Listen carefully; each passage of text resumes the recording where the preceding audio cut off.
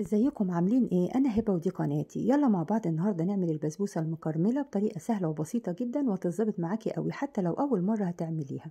ولو عجبتك طريقتي اعملي لايك وشير واشتراك في القناه بتاعتي. ويلا نبدا. محتاجين لسميد بسبوسه ناعم، هاتيه اللي هو بالكيلو او هاتي الاكياس مفيش مشكله. 3 كوبايات من اللي هو المج بتاع الشاي اللي بيبقى مقاسه 200 مللي، هنحطهم في بوله وهنضيف لهم تلت كوبايه جوز هند ناعم، معلقة صغيرة بيكنج باودر ورشة الملح. قلبي بقى المكونات الجافة مع بعض كويس كده، وبعدين نبدأ نعمل الكراميل بتاعنا. في طاسة بقى على النار، والنار تكون أقل من المتوسطة. حطيت كوباية إلا ربع سكر، معاها ربع كوباية مية، وما تقلبيش خالص لحد السكر ما يدوب في المية ويبدأ يغلي. تقلبي بالطريقة دي إنك تحركي الطاسة يمين وشمال كده. لما بقى غلى بقى معانا والسكر داب واخد اللون العسلي الفاتح ده كده، تبدأي تقلبي لحد ما ياخد اللون الذهبي الجميل ده. هنضيف معلقة زبدة ومعلقتين قشطة، قشطة وش اللبن أو قشطة علب اللي يعجبك. لو مفيش قشطة البديل بتاعها استخدمي كوباية إلا ربع لبن بدل كوباية المية اللي هنضيفها. بعد الزبدة بقى ومعلقتين القشطة ما دابوا كده، ضفت كوباية إلا ربع مية، مية باردة أو سخنة مفيش مشكلة. وخدي بالك بس وانتي بتحطيها لانه بيعمل فوران كده الميه مع الكراميل لا تتلسوعي. نزلت بقى الكراميل وسبته يهدى شويه 5 6 دقايق، وبعدين ضفت المكونات الجافه.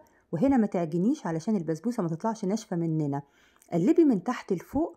وفي صينيه مقاس 24 حطيت السمنه تحت كده، وبعدين نزلت البسبوسه بالشكل ده. افرديها بقى بالاسباتولا كده. الفرن دلوقتي مسخنينه على درجة حرارة 200. هنحطها على الرف الوسطاني نص ساعة من تحت و5 دقايق بس الشواية. زينتها بالبندق، زينيها بأي حاجة تحبيها، فول سوداني، فستق، أو تسيبيها سادة براحتك.